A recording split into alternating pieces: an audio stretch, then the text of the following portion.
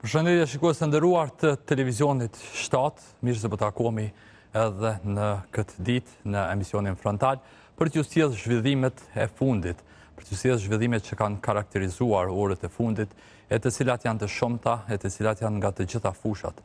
Do të flasim për vazhdimin e gërmimeve në Zubin Potok, atje ku po dyshohet që janë eshtrat e 23 intelektualëve të vrarë gjatë luftës nga rajoni i Mitrovicës. Të flasim edhe për ngjarjen e rëndë që ka ndodhur dje, vdekjen e një punëtori në vendpunishte në një vendpunishte të Prishtinës në rrugën A, i cili është varrosur sot, pra është lamdomira e fundit. Do të flasim edhe për zhvillimet politike, për të cilat nuk ka pranuar sot që në mënyrë decisive të flasë kryeministri në detyrë Albin Kurti. Ka pasur zhvillime edhe nga LDK-ja, gjithashtu gjatë kësaj dite është publikuar edhe një raport që ka të bëjë me të vrarët dhe të zhduhurit gjatë luftës së fundit. Ky raport i publikuar nga Instituti për krimet e kryera gjatë luftës. Sigurisht, si në çdo epizod tjetër të frontalit, dhe sot do të kemi intervistë që do ta zhvillojmë në pjesën e dytë të kësaj magazine, dhe ku do të flasim pikërisht për çështjen e punëtorëve dhe sigurinë e tyre në punë, e veshmas për vdekjet në vendin e punës që janë të shumta në pjesën e parë të këtij viti. Në studio do kemi Agemi Llakun, ish zëvendës kryeinspektor i punës. Pra me të do të flasim gjëra gjatë për sfidat të cilat i ka ky institucion, për sfidat që i kanë punëtorët që janë të përditshme. Ai pra ka punuar në Inspektoratin e Punës për rreth një qerek shekulli, për rreth 25 vjet. Por si çdo herë në hyrje të frontalit do të vijojmë me titujt kryesor.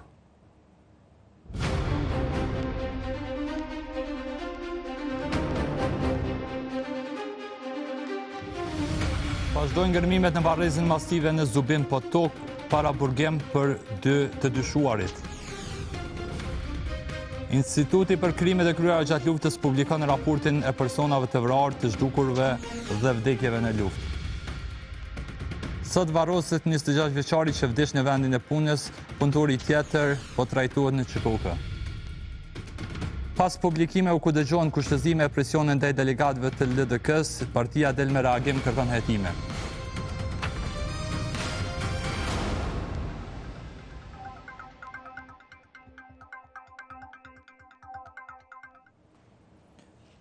Frontalin e fillojmë pikërisht me ngjarjen e rëndë që ngjau orët e pasdites të së martës, ku një punëtore humbi jetën në vendpunishte në rrugën A në Prishtinë. Atje është zënë lamdomira e fundit sot, ndërsa personi tjetër që u lëndua është në gjendje jo aq të mirë dhe po trajtohet në Çikokë.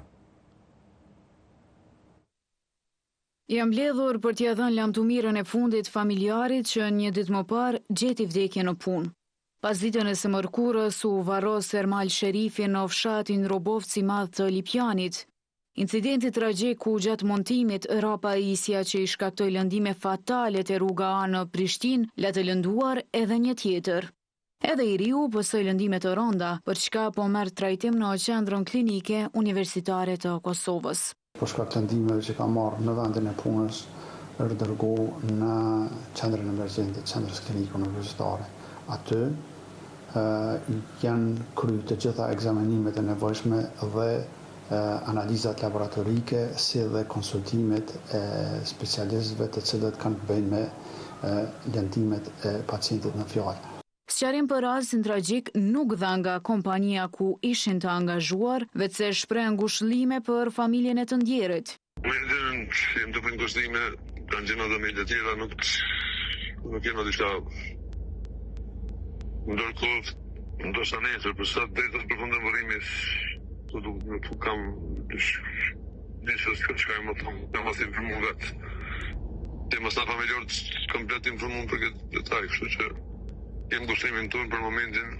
Megjithatë, ky rast po trajtohet me prioritet nga Inspektorati Qendror i Punës, të cilët dolën me sqarime shtesë. Këta thanë se mbikëqyrja e zbatimit të masave të sigurisë në kantierët e ndërtimit i takon inspektorateve të ndërtimit të komunave përkatëse. Lidhur me lejen ndërtimore dhe përmbushjen e kushteve ndërtimore, Inspektorati Qendror i Punës nuk ka kompetencë ligjore për të vlerësuar nëse janë plotësuar apo jo kushtet për lëshimin e lejes ndërtimore, pasi kjo është përgjegjësi e autoriteteve kompetente sipas legjislacionit në fuqi. E në vendin e punës vdiqën 10 persona vetëm gjatë këtij viti. Për këtë, Jusuf Azimi nga sindikata e sektorit privat, fajtor po i gjen institucionet që nuk po marrin masa parandaluese. Në rend parë përgjegjës për ngjarjet që ndodhen është pronari i kompanisë, nuk ka dilema aty, pjesë përbërëse e sigurimit jetës punëtorëve është normal dhe Inspektorati i Punës, për cilën ne kemi kërkuar dhe kërkojmë që të jenë më rigoroz në ato vende ku vërtetohet se nuk janë pajisjet adekuate lidhur me ligjin mbi sigurinë dhe shëndetin. Për rastin tragjik të së martës, 3 persona janë shoqëruar në polici si të dyshuar. Hetimet janë ende në fazën fillestare dhe po zhvillon për veprat penale, shkaktimi i rrezikut të përgjithshëm, si dhe asgjësimi, dëmtimi ose heqja pajisjeve mbrojtëse dhe rrezikimi i sigurisë në vendin e punës.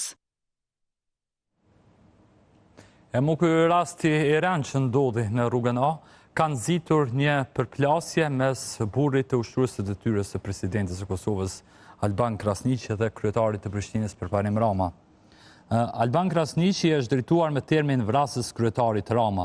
Ai këtë koment të bëri në një nga postimet e kryetarit Rama për këto punime në rrugën A në kryeqytet. Jo mirëmëngjesi, por alo prokuroria or vrasës, ka shkruar Alban Krasniqi në Facebook. Më pas ka pasur një reagim nga kryetari i Prishtinës Rama, i cili paralemraj padin ndaj Krasniqit. Alban Krasniqi, ti dhe gjithë të tjere që keni shpifur do të paditeni, por i përsëris, ju jeni fatkeqësia e këtij vendit, por ky popull ka me u kthy në rrugë, aty ku e keni vendin, aty ku ju përshtatet ky fjalor e këto veprime, aty ku secili prej jush që ka nisë aktivitetin, duke e cenu sigurinë e polesëve të Kosovës dhe duke i djegë shkatru institucionet e Republikës me gur, gaz lotësjellës e molotov. Kret në fund, Alban, kur ta lexon ligjin, e ki obligim me i kallëzu qytetarëve kush është vrasës, shkroi Përparim Rama.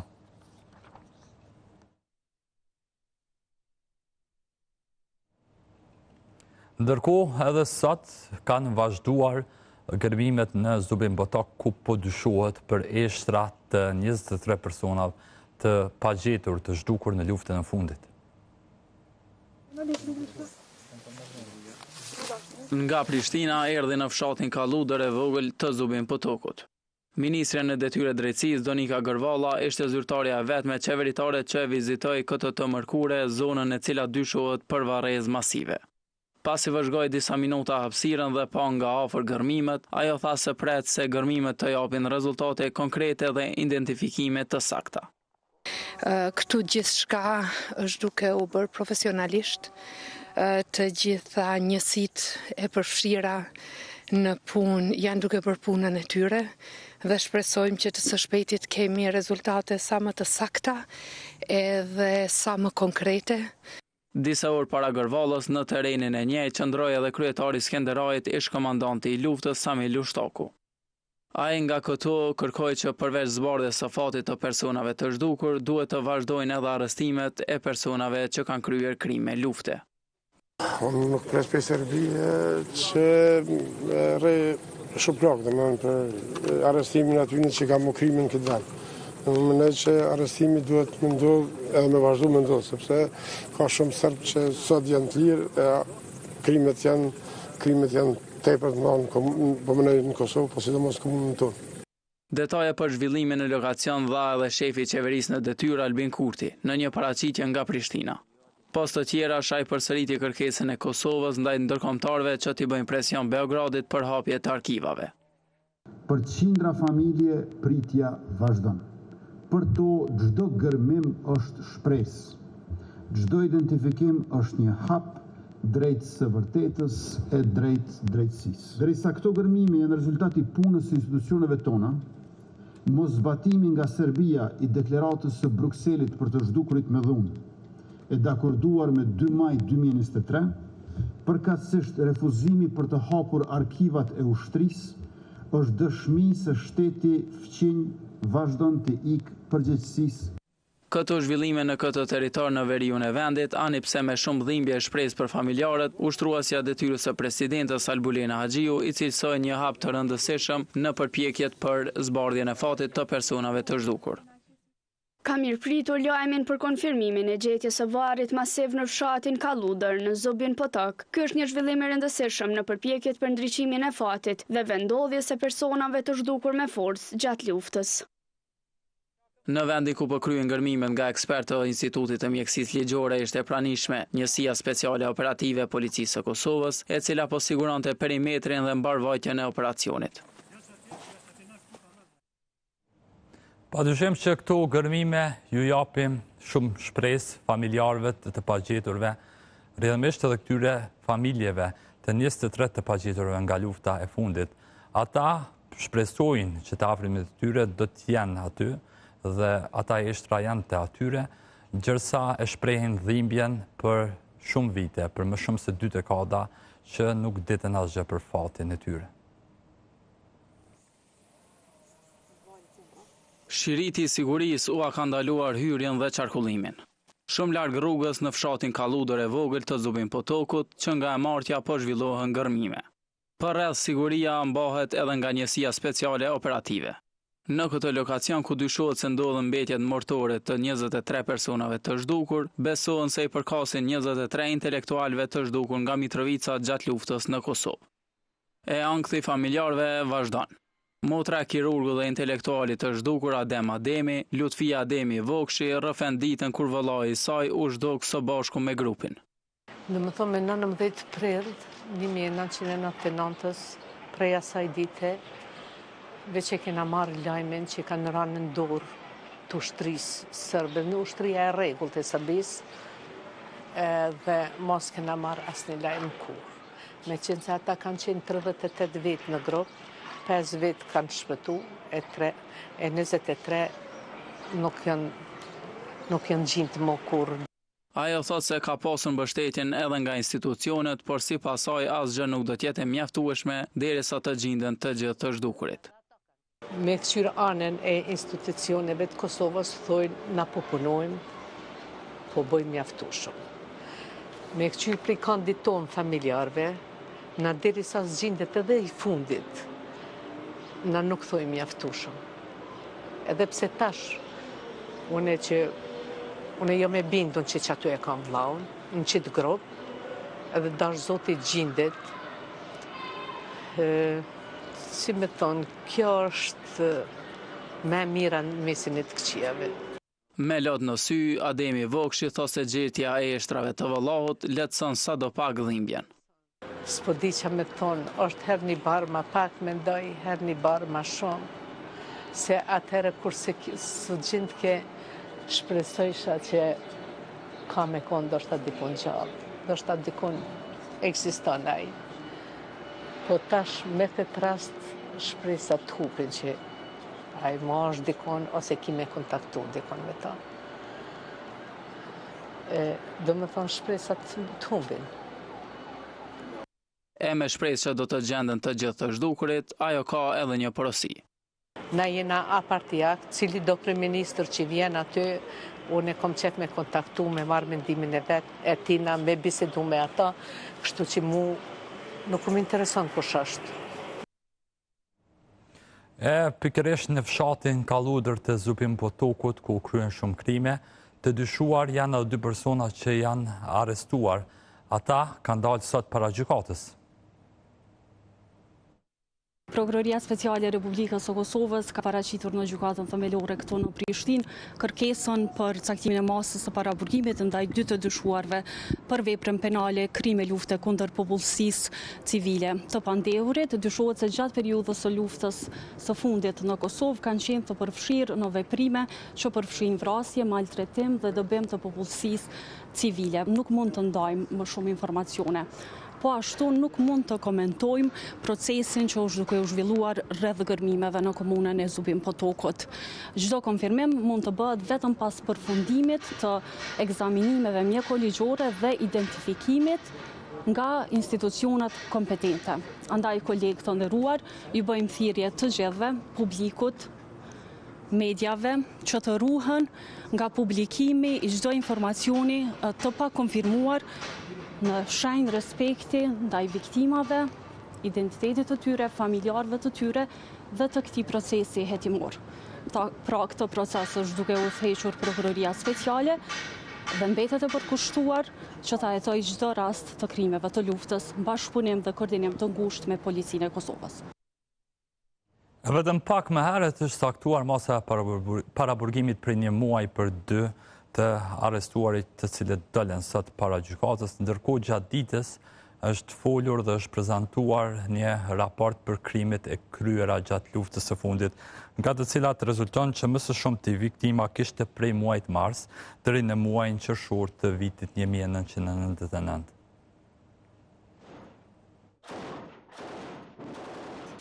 Të vrarë e të plagosur, gra e burra të masakruar e plot që u dhunuan e keq trajtuan nga forcat serbe. Për ta, dekada pas përfundimit të luftës, tashmë ekziston një raport institucional që dokumenton listën preliminare të viktimave të luftës.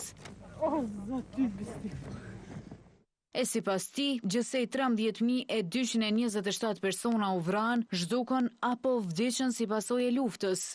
Këtë e përgatiti Instituti për krimet e kryera gjatë luftës që tregoi se 12.230 u vranë nga 1 janari 98-s deri më 20 qershor të 99-s.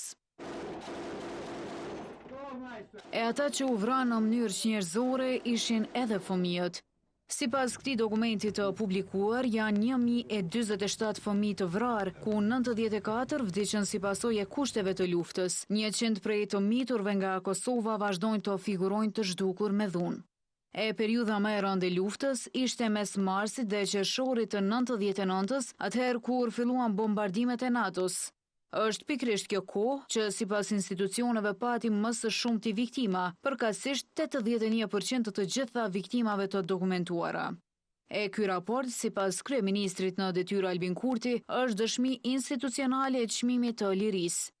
Raporti përfaqëson njerëz, jetë, familje dhe histori, të cilët nuk mund të reduktohen në numra, por që shteti ynë ka detyrim të dokumentoj me saktësi, dinjitet dhe përgjegjësi. Derisa drejtori i institutit Ade Hetemi sqaroi se raporti do të plotësohet me dokumentim të mëtejmë. Kemi pasur raste shumë që kanë ndodhur pastaj edhe pas vitit 2000 që kanë qenë viktima që kanë rënë në mjete të pashpërthyera, edhe ato rastet e vdekjeve pas luftimeve do të trajtohen metodologjikisht në fazat. Muaj më parë, institucionet ishin kritikuar për mungesën e të dhënave zyrtare rreth pasojave të luftës së fundit në Kosovë. Kjo pas ekspozitës në sheshin e Prishtinos, në të cilën shfaqeshin të dhëna të pasakta për luftën.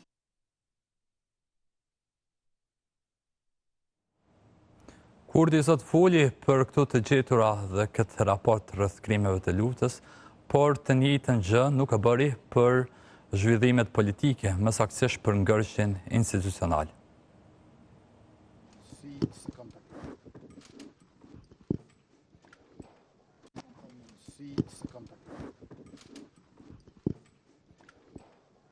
Ndryshe nga Kurti, opozita ka folur për këtë çështje, më saktësisht partia Aleanca, ku deputeti i saj, Besnik Tahiri, ka thënë që Aleanca nuk po lyp pozita në qeveri, por thjesht po kërkon që t'i respektohen kushtet që i ka vënë për ta votuar presidentin. Pra ne nuk po kërkojmë hisën qeveri. Ne nuk po bllokojmë për shkak se po lypim ministri, as ambasador, as kryetar kuvendi. Ne kemi qenë të paftuar në procesin e kaluar. Dhe si ndodhi që të bëhet tash Aleanca parti e respektuar. Ne jemi parti e respektuar, jemi parti shtetformuese, jemi bukur të brengosur me një pozicion të cilën zoti Kurti e ka marrë tash e sa kohë. Kjo duhet ndryshoj. Regulatorët, kush i ka dorë? Qeveria. Kush i ka dorë paranë publike, që është përndajti, ka qeveria. Kush e ka dorë institucionet kryesore që i bin tyrat, vetë qeveria. Pra, ky don me qenë pozicion të funksionit si kryeministër, po duke mos pas mbikëqyrje e as kontroll legislativ nga kuvendi dhe as me dhënë përgjegjësi për marrëveshjen ndërkombëtare. Ajo për ngërqen, po me të lashet e tjera, po përballet LDK-ja, e cila sot ka pasur një reagim.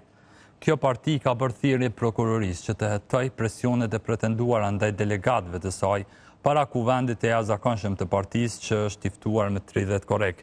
Një ditë më parë, Radio Televizion Dugazhini publikoi një inqizim në të cilin pretenduaj për presion ndaj një zyrtari të komunës së Prishtinës mbi një delegat për punësim të një familjari, lidhur me nënshkrimin në thirrjen e kuvendit për shkarkimin e Abdigjikut. Ndërkaq, partia sot ka reaguar duke e denuar rastin. Ftojmë organet e drejtësisë, në veçanti prokurorin, që të ndërmarrin veprimet e nevojshme hetimore për të sqaruar plotësisht të gjitha rrethanat e këtij rasti dhe për të vendosur përgjegjësi ligjore mbi elementet e veprave penale. LDK nuk do të tolerojë asnjë veprim që cënon lirinë e vendimarrjes, integritetin e proceseve tona demokratike dhe dinjitetin e njerëzve tanë. Demokracia nuk mbrohet me presion, ajo mbrohet me votë e lirë, thuhet ndër të tjera në reagim.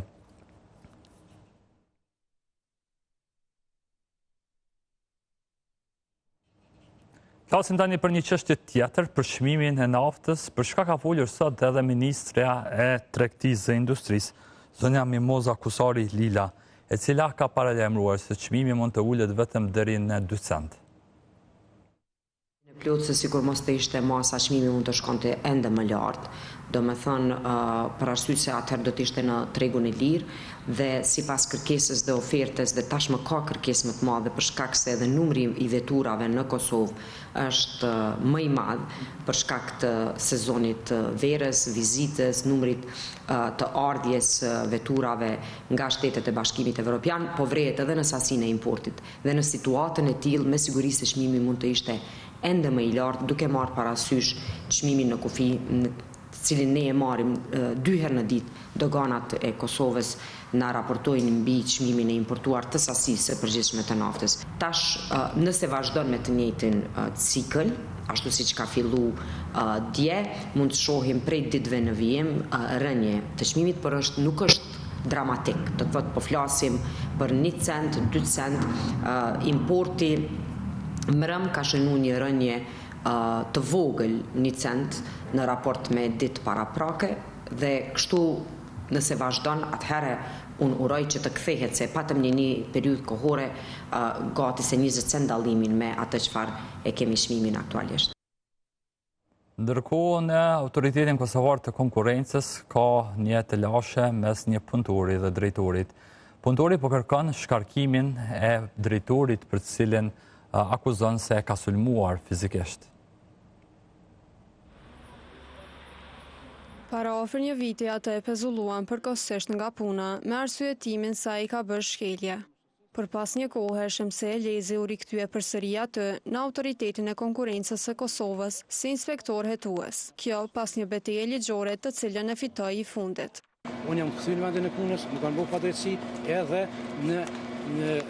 është tentuar që të më ndaluhet të hyra në objekt, mirë po nuk ka pas bazë ligjore, mirë po atë që kanë bërë më kanë dalë pagën edhe mi kanë dalë çasët në vjetët. E me të kthyer në punë, Elezi po kërkon që tash dikush tjetër të largohet. Ai pretendon se drejtori Selajdin Beqa e sulmoi në vendin e punës, për çka duhet marrë masa. Kjo është fatkeqësia më e madhe se i njëjti person i cili ka 2 akuza, i cili më ka sulmuar në vendin e punës, edhe i ka 2 akuza të ngritura që nuk lejohet me ligj të ushtoj funksionin e tij publik. Ai vetë Selajdin Beqa i ka formuar të gjitha komisionet disiplinore, edhe dikun 4 ose 5 komisione disiplinore në vazhdimsi i ka formuar, me ato komisione i godet zyrtar se që mund Gresa Latifi, edhe në vazhdimsi, domethënë mangësi veprimesh. Vetë formon komisione, vetë ngrit procedura disiplinore, vetë lëshon marrëveshje. E këto çështje thotë se i ka adresuar edhe te avokati i popullit.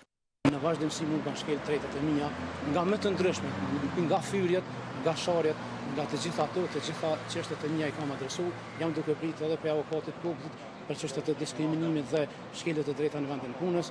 Unë jam rrezikuar edhe tash, i kam njoftuar edhe policinë më herët, edhe organin mbikëqyrës të drejtorit të përgjithshëm Selajdin Beqës, komisionin bordin që unë kërkoj kushtet e përshtatshme për shkak se 2 herë jam rrezikuar nga ona e tij dhe deri me tanë asnjë kusht nuk është plotësuar. Sipas Elezit, edhe pas rikthimit në vendin e punës, ai është përballur me pengesa, e i njëjti u bën thirrje edhe organeve kompetente për ndërmarrje masash. Televizioni ka dërguar pyetje në adresën e Beqës për të marrë një qëndrim rreth akuzave nga Elezi, por nuk është përgjigjur të martën. Ndërkohë nga organet e rendit është dhënë një statistikë mjaft shqetësuese sa i përket aksidenteve në komunikacion, e që numri i tyre duket jetë mjaft i madh.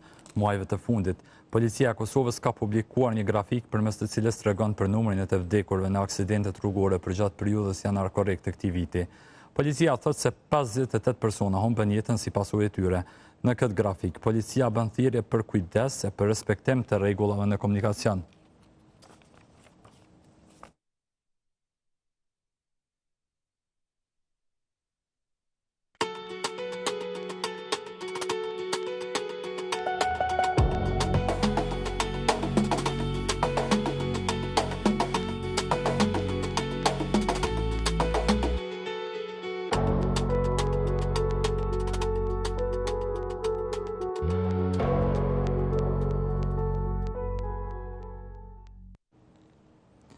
Për disa dhëna të tjera shqetësuese, me të cilat e hapëm frontalin, sot do të flasim në pjesën e dytë të frontalit, pra do të flasim për vdekjet në vendin e punës, që gjithashtu gjatë këtyre muajve të fundit janë mjaft të larta. Dhe kjo vjen edhe si pasojë mungesës së sigurisë në këto vende të punës dhe të mbikëqyrjes nga institucionet përkatëse. Unë sot për ta diskutuar gjatë këtë temë e kam ftuar Agim Millakon, që ka qenë ish zëvendës kryeinspektar i punës për një kohë të gjatë dhe ka punuar në këtë institucion gjithashtu për rreth 25 vjet. Mirë se vjen. Mirë se vjen. Sigurisht çështjet e tilla edhe kur i japim si lajme, po edhe kur i diskutojmë për studio siç do të bëjmë sot, është pak vështirë në kuptimin që po flasim për viktima. Një të tillë e patëm gjatë ditës së djeshme në një vend punishte në rrugën A. Gjithashtu patëm edhe përgjigje të institucioneve që dorën zemër nuk ishin të duhurat në pikpamjen time në kuptimin që shpërfaqnin një farë papërgjegjësie. Qysh jetu e pas si dikush që ka punu ka gjatë në këtë lëmi situatën e sigurisë së punëtorëve? Fillimisht në lejoni të shprej ngushëllime familjes, shprej ngushëllime shokëve, shprej ngushëllime edhe punëdhënësit, se edhe ai e heton edhe ka një barë të madhe të përgjegjësisë me rastin e një aksidenti, në veçanti aksidente me pasojë fatale. Ky numër që dëgjova prej mediave, sepse nuk jam aktualisht në inspektoratin e punës, nuk kam një raport zyrtar. Po jem pension që ta? Jam në pension. Ky numër prej 16 të aksidentuarve me pasojë fatale deri tani është një numër i madh, sepse mesatarja e njerëzve që kanë mësuar fatalitet në aksidentet me punës në vitet e më pashme ka qenë dikun prej 10 deri në 11 për këtë vitin. Për këtë vitin. Tani për 7 muaj, jo të plot, janë 6 muaj. Po me siguri që në këto aksidente ka edhe ndoshta edhe më shumë se 100 të lënduar tjerë që fati ka dashur kanë shpëtuar. Se kanë qenë ndoshta potenciale edhe ata me psu, me fatalitet. Kjo ndodh për arsye se masat e sigurisë në punë që nga fillimi nuk aplikohen në kuptimin e duhur. Do të flasim për këtë, veç ndalemi pak të shifrat, se pak mbas është edhe ka herë pa drejt kur flasim për shifra, sepse në fund po flasim për jetë njerëzve, megjithatë këtë bën edhe më të pa drejt dhe më problematike fakti që këto shifra shpesh nuk përputhen. Ju i përmendët 16, më sa e di, 16 është numri që po japin sindikata sektorit privat. Inspektorati po jap 12. Unë personalisht sa ko mujt me i numëru këtë vit, jënë 14. pse ekziston që kjo shpërputhje e shifrave, sepse është desht me ka një shifër, sepse po flasim për disa vdekje që janë edhe mediatike në momentin që ndodhin, po edhe që shteti i ka shifrat e duara, pse ka shpërputhje. Kjo si shdosht me pas shpërputhje, po mund të ketë shpërputhje në kuptimin që një numër të aksidente në vend punës, mund do edhe shoferave, mund do edhe tjerve, ajo është në vend punës, po nuk i trajton inspektorati punës, me këto merret policia. Prandaj si tilla mund t'i shmangën inspektoratit punës, ose nuk janë lajmëruar me kohë, ose nuk kanë dhënat mjaftueshme. Nuk po di çka ka ndodhur aty sakt, por nuk ish dosht me pas një ndryshim të shifrave parasysh se bëhet fjalë për njerëz. Nuk bëhet fjalë. Kjo është kjo rendon edhe më shumë çështjen edhe të familjarëve, po edhe kjo është e rëndësishme sepse paraqet një jo seriozitet në punë, një neglizhencë që kish guxu më ndodh. Po përveç saj,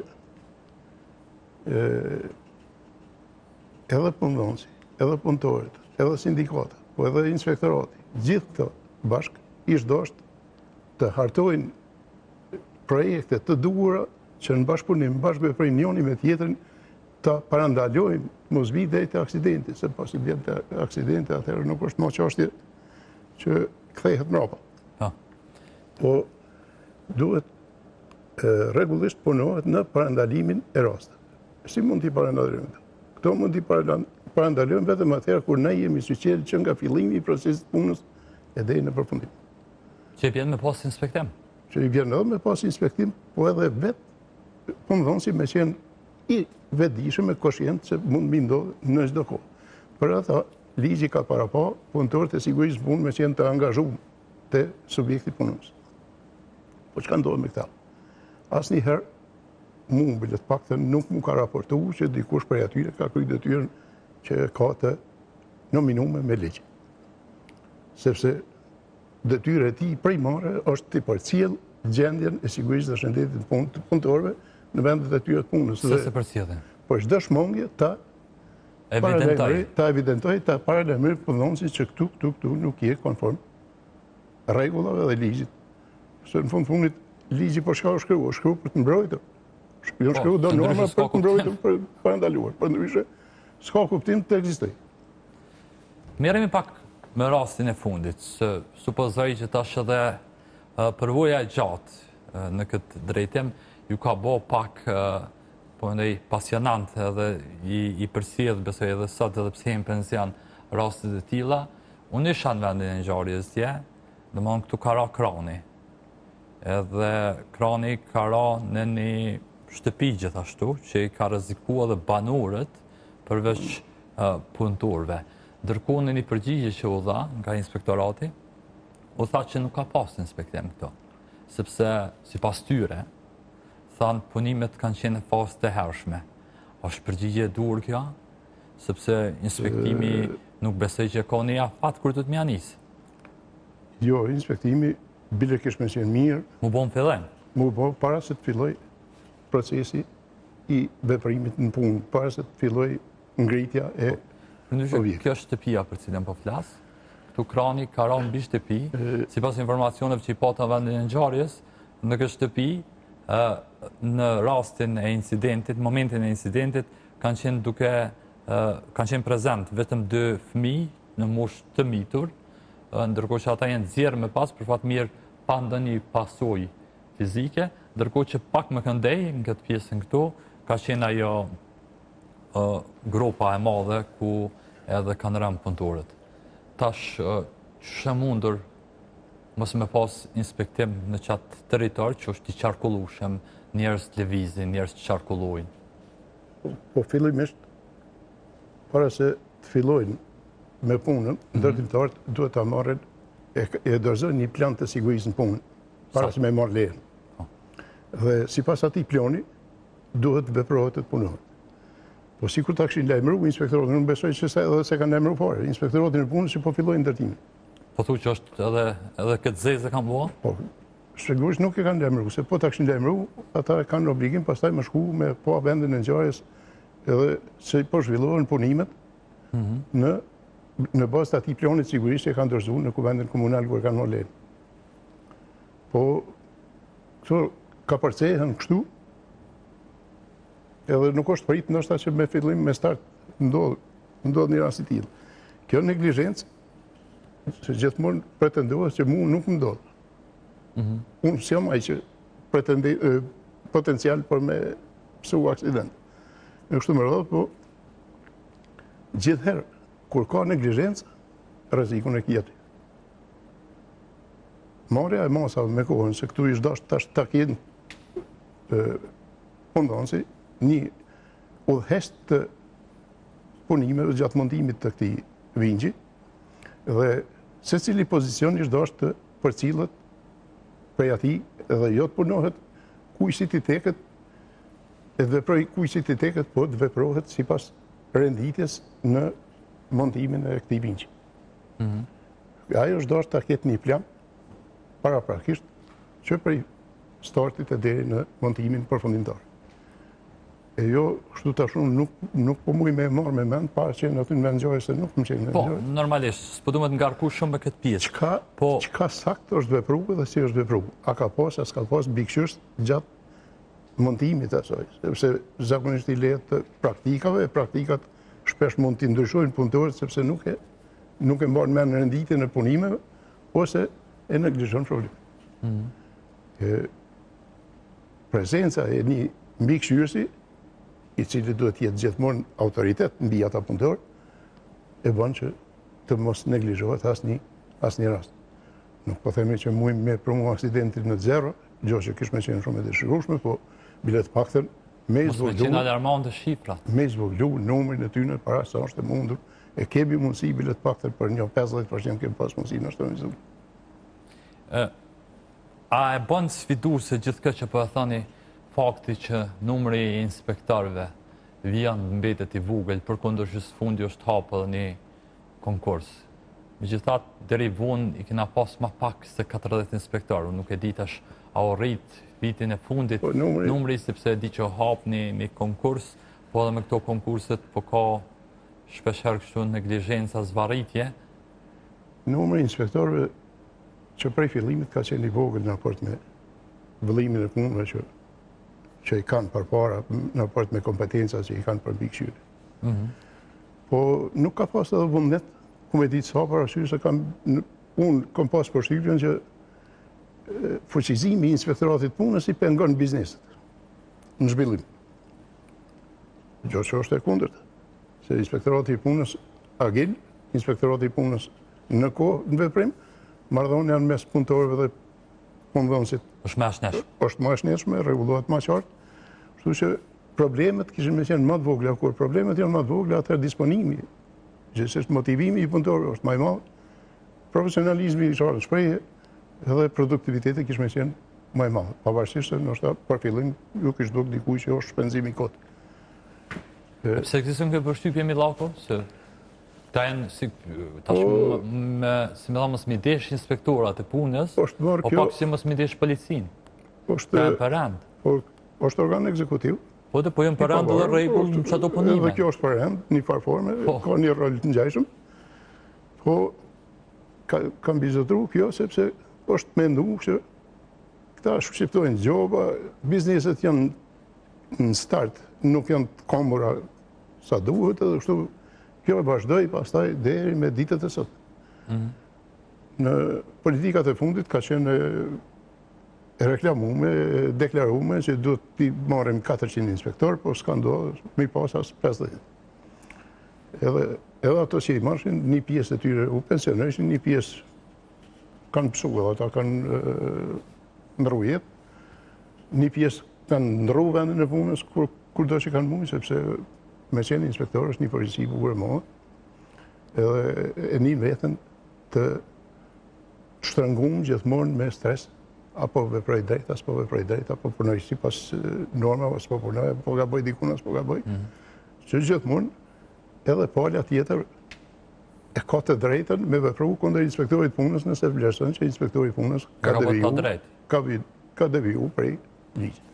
E pse su rret numri i inspektorëve, sepse përmendem me të drejtë që vetë kryeministri në detyrë Albin Kurti, partia e tij vazhdimisht në përzgjedhje e ka problematizu çështjen e punëtorëve, sepse në një farë mënyrë edhe i takon pak më shumë duke qenë parti e majtë me pas si kauz, po nuk ka bu diçka të madhe në këtë drejtim, le të themi më botë. Një kohë në Inspektoratin e Punës nuk ka pas administratë përcjellëse, nuk ka pas shërbime administrative për nevojat e inspektoratit.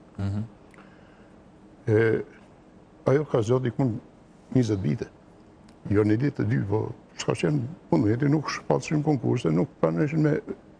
Edhe Ministria, pjesa tjetër administrative, marrë me realizimin e nevojave që i kishin administrative inspektorati i punës. Atëherë kur u krijuan të shërbime, krijuan edhe disa probleme tjera që s'janë prit, po që ndodhen ato, por asnjë moment s'kanë qenë mira, s'kanë qenë prej pozicionit që ne tash duhet t'i fusim kuadrat treja, kuadrat tona, kuadrat këto, po secila parti ka vepruar ngjashëm. Nuk ka vepruar. Domethënë ka qenë prezente kjo dukuri. Ka qenë edhe tash edhe më herët.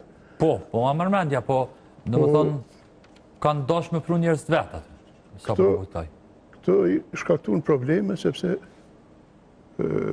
konkurset që u shfaqin ose u shfaqin me qëllime të këqija që me mujt me para përgatitura. Po me prish atë konkurs, ose u shfaqin me qëllim me marrë njerëz të vetë. Kur s'mujshin me realizu këto, e prishin krejtë dhe kështu me radhë, ka ndodhë.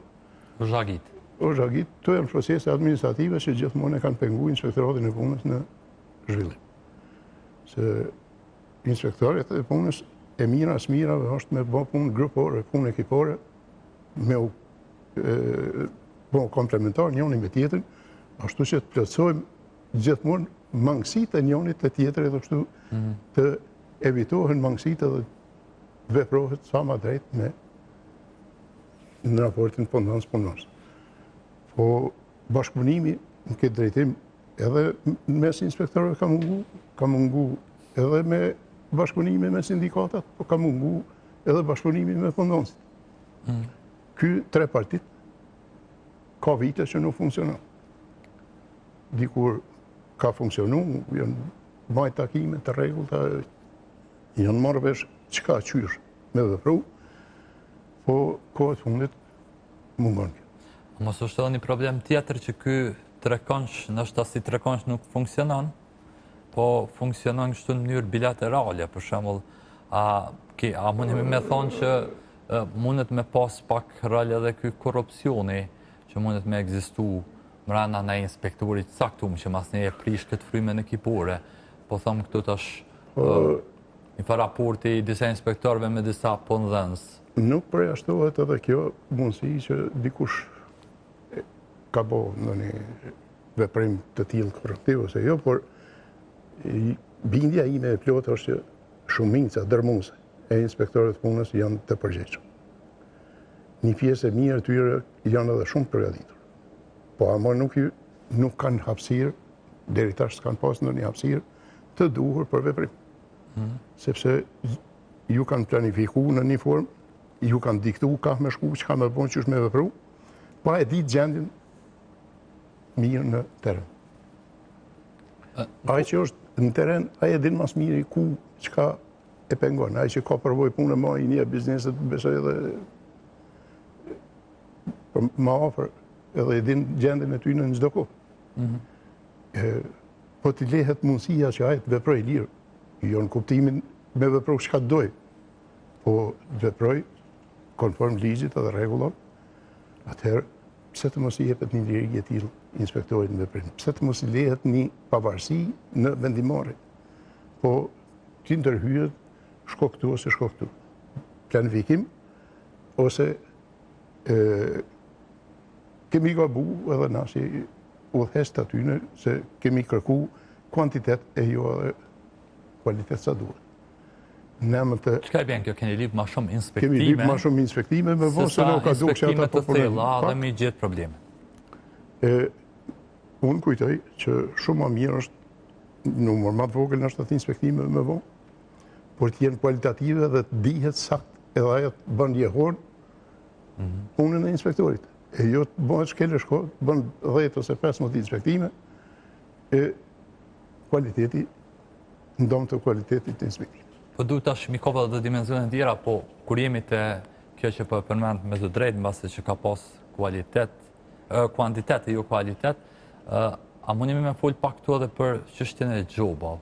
A janë xhobat mjaftueshëm të larta, sepse tash disa biznese ose disa kompani shpeshherë mundin me neglizhu disa çështje për shkak të situatës financiare që kanë të mirë, i kryjnë që ato gjoba, ju s'ju shkoni ma, po mne ju, inspektorati si shkon ma, edhe njët pak komad. Po, gjoba si gjobë nuk regulon të që. Unë më që një fa regulatori. Është një regulator, se nuk është i të kote. Se kur ti merë 10.000 euro, nuk është ti mi morë 50 euro. Po, pajtohemi që nuk është i të kote. Po. Si gjobë. Se gjobë dhe të ndëshkim. Po. Pak të. Po, a e regulon qashtin, a e kënë drejshme? Ato, jo. Jo. Inspektori e ka për detyrë të punoj, ta bindë punonësin, ta bindë personin që merret me sigurisht në të punë, ti bindë punëtorët që ka është e drejta, ka është e mira. Dhe në këtë bashkëveprim, në 3 këndsh, nëzirët ma e mira për të 3 palët. Po, pa e dëmtu asë Pa e dëmtu asë një palët. Se kur bëhet me dënu 10.000 euro ose 20.000 euro, atëherë është edhe i bëhet edhe kallëzimi penal. Po. Kështu që ai nuk metet veç me gjobën që ka shqiptu inspektori. Po, ndërshkohet, mjafton më marrë me procedurë. Tjetra është që edhe ai ndin dhimbje kur i ndodh aksidenti. Nuk është e thjesht me të ndodhë me të mytë punëtori. Edhe ai ndin në shpirtin e tij, ka raste ju ka mytë djali. Në subjekt. Për shkak të neglizhenca u tilla. Ai po të kishë ditë, e kishë brojt djalin e vetë. Po kjo më pasoj që ai është i pa informuar. A mungon vetia në radhë pa? Për gjendje. Edhe punëtori i sigurisht në punë, cilën ai e ka angazhuar, se sa ka angazhuar fare, sa ai mund të vëllëhesh edhe vetë, nëse është i certifikuar, i trajnuar, i profesionalizuar për me bërë sigurin punë, se mund të vëllëhesh edhe vetë, deri në 50 punëtor, po mbi 50 punëtor është i obliguar me pas një punëtor sigurisht në punë me gjysmëorë e bilet paktën. Gjë si kushton atij punon si edhe me orë plot me marë. Që është edhe ma mirë për të. Është shumë ma pak kostoja se sa mi ndodhë aksidenti. Kur i ndodhë aksidenti ishtë në proces gjyqësor, procedurë civile, duhet të shpaguhet pala.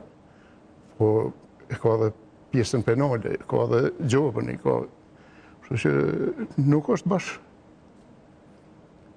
për ta neglizhu edhe punon si këtë situatën e vetë. Ai duhet kuptoj, edhe duhet merret vesh me përfaqësuesin sindikal, po atëherë punëtorët dikur, kur kish shumë punëtor, kish mungesë të vendeve të punës, ata u sjellshin ashpër me punëtorët dhe i largojshin punëtorët hala pa filluar mirë punën. Sakt. Tash kur ka mungesë të punëtorëve, punëtori i tash është arrogant. Nuk dëgjon. Edhe ai ndonë vetin nuk dëgjon si duhet cilë.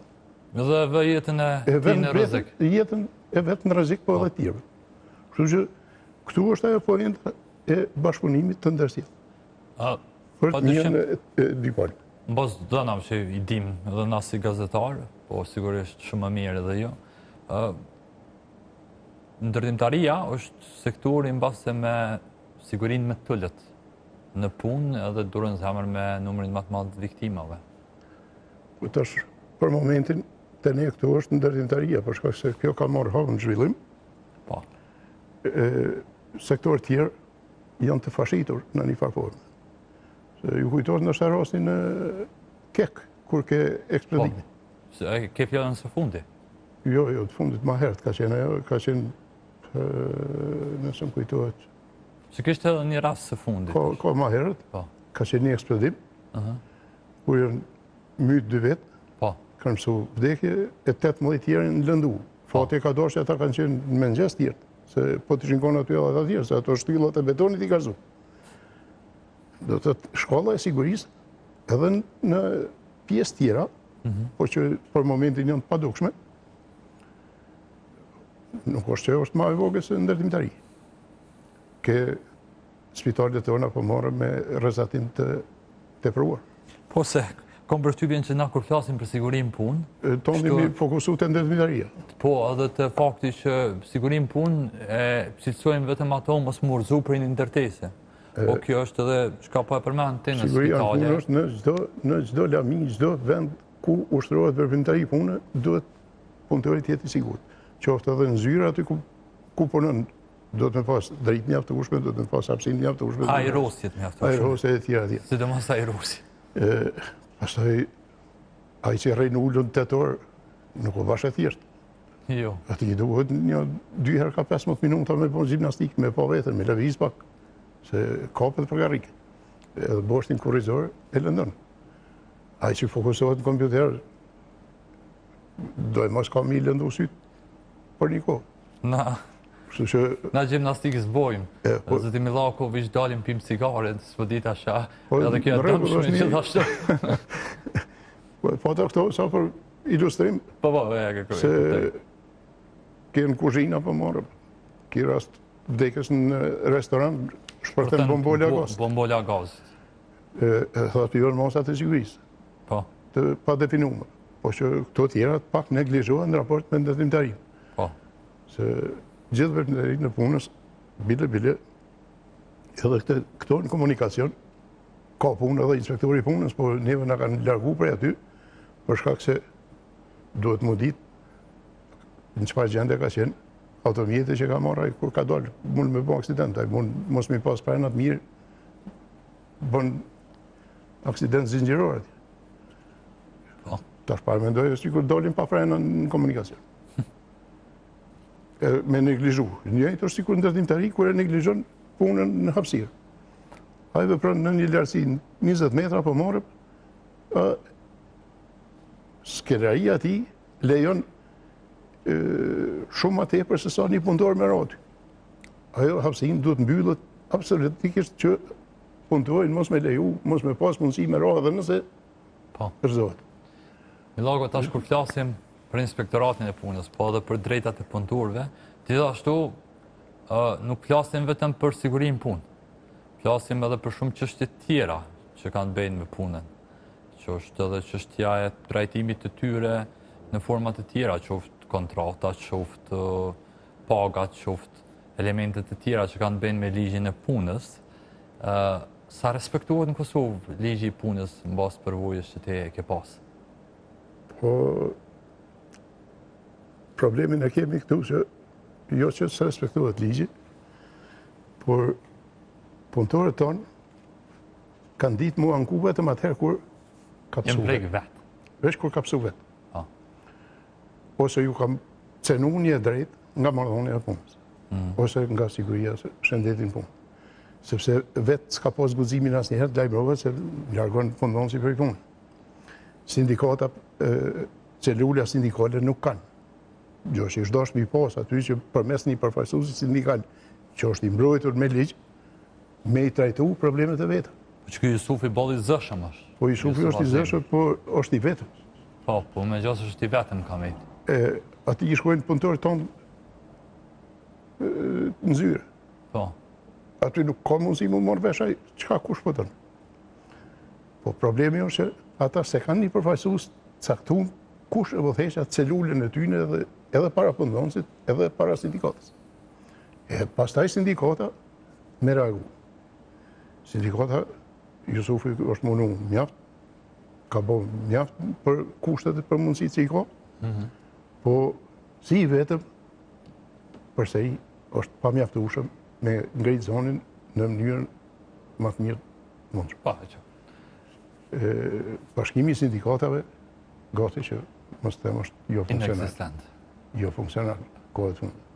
Se dikur nështë ajo në njërë më të mirë të njashme, po kanë vepru. Tash edhe ato po mungojnë. Me qemi ka fundi kisha dash kështu për i përvojës gjatë, sepse je ndoshta ndërtpart që ke qenë në këtë institucion, e ke po të zhvillu, të rrit, e ke po ditës dhe sotme. Sigurisht nga çka kam dëgju prej teje, ke pas vazhdimisht edhe pakënaqësi, edhe më herët, edhe tash me mënyrën e funksionimit. Çka rekomandon me u bo në inspektoratin e punës? Po, fillimisht... Qa jenë masat më urgjente? Fillimisht për regullimin e qashtës e inspektoratit punës, edhe regullimin e të drejtave, sepse ligji i punës ma veç është i te kalu, ishtë dasht me ndryshu, mu plotësu. Ligji për inspektoratin e punës po ashtu është i vitit 2002. Edhe ai ligj vlen për zbatimin e rregulluarjes 2011 për 17 që ka qenë para se marrë ligji i punës. I kohës Sulmikut. Kohës Sulmikut ka qenë. E ka në dispozit shkruar. Pastaj përcaktimi i rolit në mënyrë të caktuar të inspektoratit punës. Inspektorët të drejtat dhe obligimet që i kanë, edhe përgjegjësitë që i kanë në ushtrimin e detyrës. Këto është dashur mu definu. Ligji për sigurisën e punës është i 2013. Edhe ai është dashur është 13 vjet. Me u plotësu, me u ndryshu kashi zhvillimeve që po ndodhin. Kem pas bën një farë drafti, po se di ku kam jetë qështarë dikun, nuk është diskutu më kur që edhe ati i ka dalë, tash i ka skadua edhe. Po, me gjithate, këto ligje edhe mandati inspektoratit punës ishtë dashtë edhe të plotësohen, edhe ndryshohen, edhe të përcaktohen sakt me ligj kompletëri ose me plotësim ndryshim të ligjit ekzistues. Pro thoni që problem edhe korniza ligjore ndër të tjera? Po, sigurisht që është problemi kështash, korniza ligjore në realizimin më të mirë të detyrave të punës. Dhe kështu për t'ju pyet për fond, sa mendon që është numri i mjaftueshëm, ndoshta i mjaftueshëm sokor, po pavarësisht i mjaftueshëm i inspektorëve për me mbulu këtë Kosovën në kuptimin e asaj që e din nga përvoja dhe në kuptimin e zhvillimit që ka Kosova viteve të fundit, po flas për 20 vjet të fundit. Rregullisht kemi pretendu me rrit numrin e inspektorëve më shku deri te 100 inspektorë. Po kur dul kjo edhe më mirë, 400. Jo me zespret. Kjo edhe më mirë. Po megjithatë asnjëherë nuk është realizu ta kemi këtë, sepse ose na dalshin probleme rrugës, ose na iksin do, ose po me rëndësi është që asnjëherë s'kemi mujt me plotësu numrin me pas 100. Kemi pas prej 25 e deri në 50, ndoshta 60 në periudha të shkurta kohore, po jo më shumë. Gjë që ka qenë një mangësi e madhe në mbulimin e terrenit me atë numër të inspektorëve. Plus që